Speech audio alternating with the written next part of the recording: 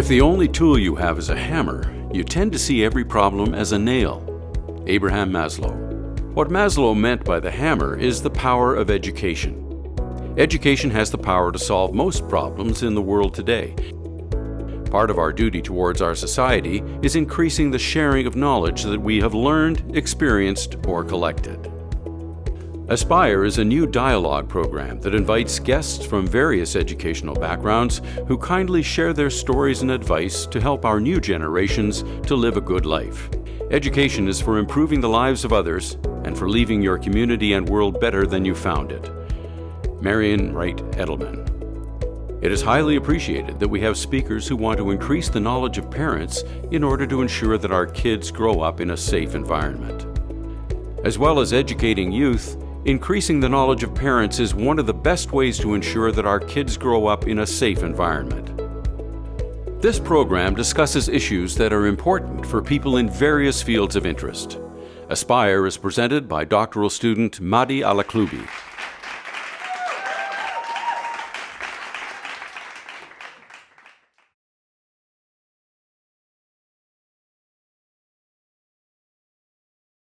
Please give me a special welcome to special guest tonight. Dr. Anjariny, I'm glad to host you to talk about higher education issues. Thanks, Dr. Mahdi, for this invitation, and it's a big pleasure to be in your program. So tonight we're going to talk about some higher education issues. But before that, can you tell me about yourself, experience, and what responsibilities you are handling currently? For sure. My name is Anjariny. And about my education, I have got my PhD degree in Business Intelligence and Information Technology in 2014. My master's degree was in Information Technology. I got it in 2009. And I got my bachelor's degree in Management Information Systems in 2006. For my work experience, I have worked with both industry and academic field. So for academic field, I have been teaching since 2010 in 3 different continents with several universities and colleges.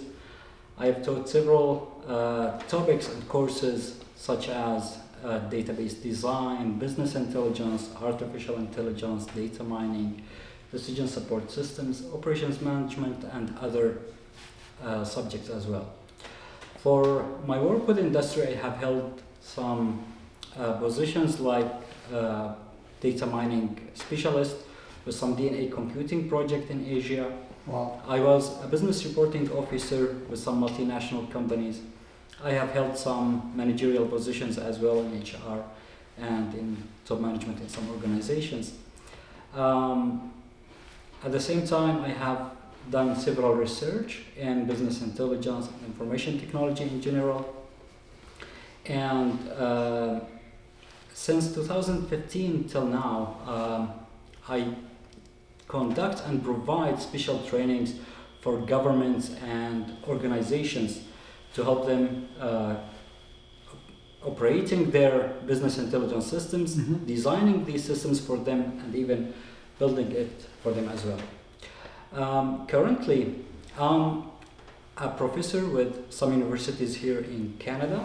Okay. So I teach with Algonquin University, and I have some contracting teaching jobs with some other universities like Carleton from time to time.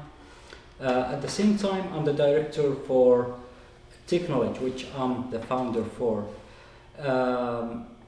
Besides that, I provide some consultancies for organizations and government in business intelligence field and information technology.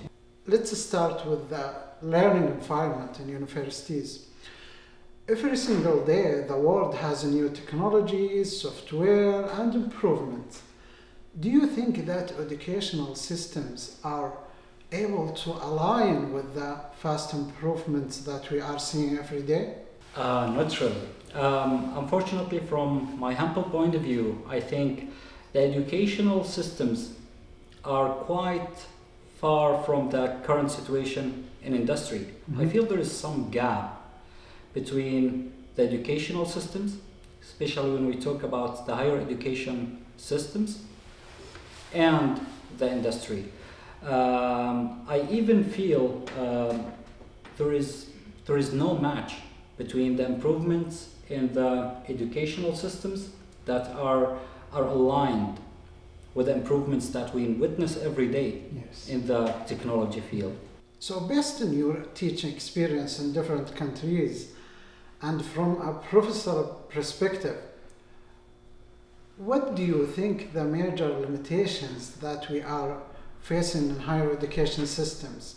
I think there are several limitations that might cause this gap, and for the education systems to be somehow left behind with the revolutionary improvements that we see in the industry side. I think one of the main reasons is that the design for the educational programs themselves, whether it's a bachelor's degree programs or diploma or master's degree. So I have noticed in many times the programs are designed in a way where the courses, they are having a gaps between themselves. So you feel there is some courses that are needed to be there, or some courses are needed to be redesigned in order to match and align with what the course should benefit, with what the industries would need. Right. So this is one of the reasons. Another reason is, or another factor, let's say, for the courses themselves, they are relying on textbooks that I think they are not well written for students. Yeah. So many times we see these textbooks, they are lacking for good organization in the topics. So you can see a lot of times there is a lot of mix up between the chapters. And another limitation I find there is the lack of details and the gap between the topics in the same chapter. I'll give you an example. One of the courses that I've been teaching for more than 10 years is database design. Sometimes they call it database fundamentals. And when I go through several books there, it doesn't, like you see the title of the book is database design or principles of database design. And when you go through the book or the chapter that talks about this topic, you find there is a lack of details and the gap between topics. So for example, they will give you the 3 main steps to design the database. But they, like these steps, they are very general steps, high level steps, but they doesn't give you the details required for these 3 main steps to be achieved. To connect them? To connect them. Exactly, exactly. So a lot of times the students will go to the book, they will find, these are the 3 main steps, but how to achieve these steps? Sometimes you can find the book is 600 pages or 700 pages, and it goes around talking about these 3 points, but it doesn't give a clear explanation how we can achieve those 3 big steps. So so that's the other point, which is lacking for the details necessary for the students to know how to achieve that topic. So I feel it's good for people who have experience in the field, for people who have worked in the field before, but for a student who is a beginner, who is not supposed to have a knowledge or practical experience in the field, this book will be difficult for them to understand, and sometimes even it could be so confusing. One more limitation is the lack for practical part in these textbooks or in these courses. So actually when I talk about the textbooks, I'm talking about the course itself. Why? Because the course is based on the book and using the book for the course. So a lot of times you can find the book 90% of it is theories, and the practical parts are little parts, and even sometimes the practical parts, they touch on the easy stuff, on the very general stuff. But when it goes to the detailed theories they are talking about, it doesn't really reflect, or it doesn't really have a practical examples, a practical projects or demos or labs in the book that can help to understand those concepts. It's like you are teaching how to drive a car, but by text and pen and paper, Yes. which at the end of the day might not be Right. very helpful. Now, another issue I might find it there in textbooks, they are developed sometimes by many authors. So each chapter is developed by some different author. And I feel sometimes having this will cause a problem with consistency between the chapters. So you can find sometimes the book is about one subject, but each chapter in the book is talking about different world. Yeah. I think the point is that universities need more adoption of new technology and academic governance models that align human intelligence. And talking about intelligence, you teach business intelligence in colleges now. As an expert, can you tell us what business intelligence is? For sure. So, if I want to define business intelligence in easy terms, I would explain business intelligence as the knowledge, as the technology or the process that can help us to have the most out of the data that we have. Mm-hmm. And how's that? This could happen by many ways. Some of it, for example, is having an automated report, whether it's a tabular reports or figures or diagrams, charts, indicators that are connected with the data in the data sources. So once these data get changed with daily transactions or for whatever reason, the reports will be reflected and updated as well. A good example of business intelligence would be the dashboard in the car. Now assume, Dr. Mahdi, you are driving a car from Ottawa City to Toronto City. It's about 400 kilometers drive, right? And assume in this trip, the dashboard in the car is not working. Wow. Are you going to enjoy the drive? No. Not really, right? Yeah. And why is that? It's because there is some high level of uncertainty about the situation that you are in. You are not certain about the speed of the car. You are not certain about the temperature level for the car, the level of the gas. And this could result in many decisions. Some of it is not necessary, you don't need to take them, and you might take them. Yes. And you might come through some situation where, for example, the temperature of the car could get high, and you will not stop because you won't know, you are unable to know that the temperature is high, and this could cause a serious problem to the car.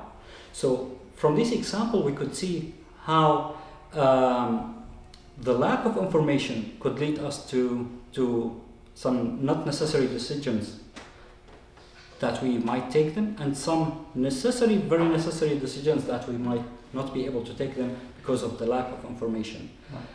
Business intelligence to the companies, to the organizations, to the governments is like the dashboard to the driver. Yeah. So how do you think governments, companies, and organizations can benefit from business intelligence? Actually, they can benefit from them in many ways. One of the ways is to get the information that they need. They can get it available with business intelligence systems.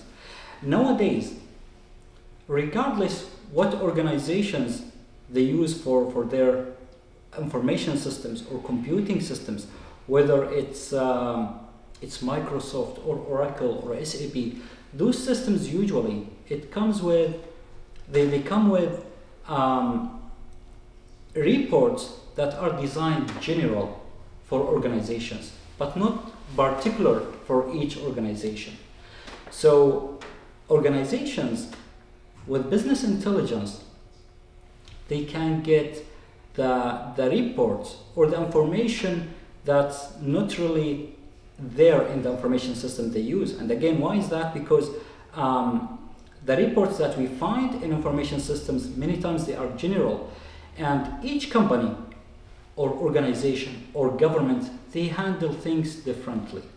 They have their own nature, their own characteristics and ways of doing things. So they run the business in different way. They have different processes to do the job. They deal different with their employees or with their citizens, and so on. So even the way they calculate things, they calculate commissions, salaries, and so on, is different from organization to organization, and that needs more reportings. So business intelligence can help organizations to have those missing reports, or even the reports that are there, but not in the format that they need. And by that, the organizations will be able to have way much more clear idea about their business, about their status in the business, and that could lead them to have more correct decisions. Again, it's like the example of the driver who have a dashboard or full dashboard, and the driver who doesn't have it. And that's why a lot of time they call business intelligence systems, they call it the dashboarding systems. So I think this is one of the main ways how governments or organizations, they can make a big use of business intelligence. There are many other ways of benefit, but I think this is the main. Yes. So business intelligence can help business to take fast actions and make good decisions in a crisis, as example.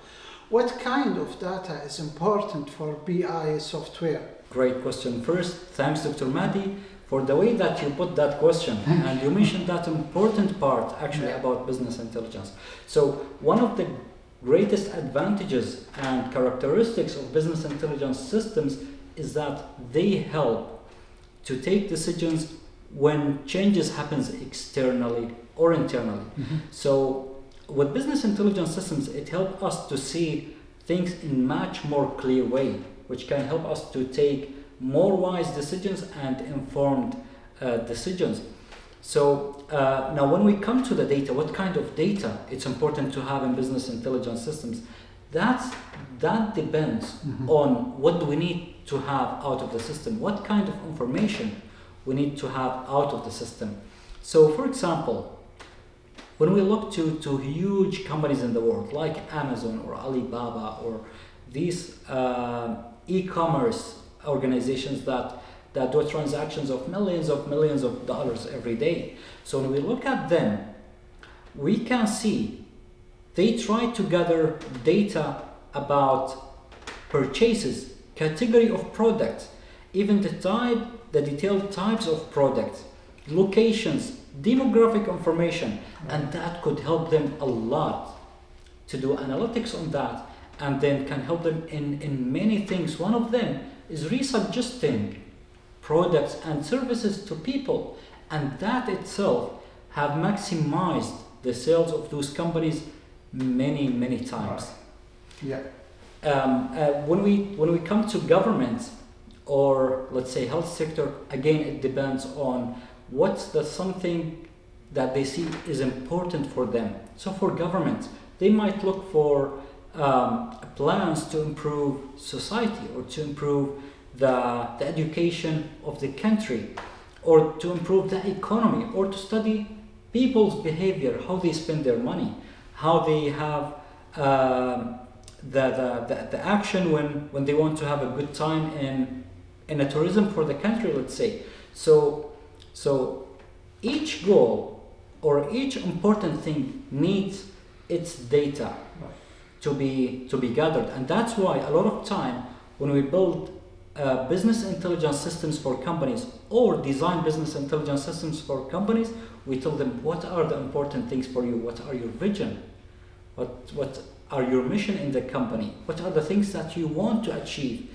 and from there we can see what kind of data they need, and we make sure this data is available there in the data stores they have. Wow, it is such an important field.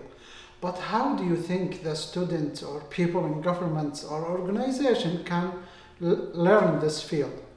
This field it's actually a new field, and thanks for this question. Actually, this field a lot of times it's kind of a challenge to learn it. Why? Because it's a new, and the expertise in this field is not as much as the expertise in, let's say, the fields that have been there for quite long time in the market, like programming and other disciplines. So I think one of the very good ways to learn business intelligence systems is to go to the smaller parts of it. So one very important, essential part of business intelligence systems is to have a solid understanding for databases, and then having a very good understanding for data retrieval and extraction, and then having some knowledge in data analytics, and then after that having a very clear idea what are the main phases for business intelligence, how they work with each other, and then how to use the software or programs there for business intelligence in order to get the product of business intelligence ready. As you mentioned, Dr. Anjariny, in the beginning, that technology which you are managing offers business intelligence service and educational service. Can you tell us more about it? For sure. So in technology, actually, there are many things we offer there. One of the main things we offer is educational services.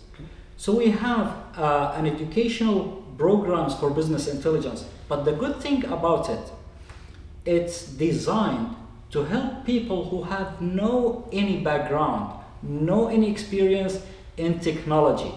So we have those courses that can teach people from scratch about business intelligence systems, and that could satisfy a lot of the demands for governments or for organizations. Why? A lot of time they want the people who do the business intelligence for them is the people from their government or people from their company.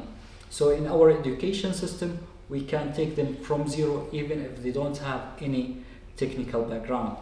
And at the same time, we provide not one course, we provide several courses in order to let them reach to the final level with ease and right flow between topics. At the same time, we have other courses in security field. So we have courses in cybersecurity, in information security, in quality management, and even in other fields. And not just that, we help to have the courses of ISO in information security, cybersecurity, quality management. Recently, we had a partnership with PECB.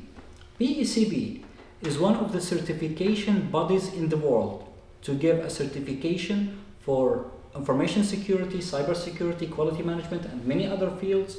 So now we can help people to study those fields, take the exams in them, and then be worldwide certified people in these fields. Can you do it online or just in person? Great question. So for all the courses, we offer them face-to-face, we offer them online, and at the same time, some of the courses we offer them even a self-study for people who are finding difficulty to find the time to go for online course or face-to-face course. Wow, Dr. Anjariny, that's good job. So you have been a professor since 2010 and you have amazing experience in universities. What is the message that you would like to send to your students if they are watching us tonight? There are a couple of advices I would like to advise the students about them, and I was hoping if in my time when I was a student someone could give me those advices. First thing, in information technology, I mean in education in general and in information technology in particular, try to learn something about everything, but try to learn everything about something that you like and you love. Because this time is the time of specialization.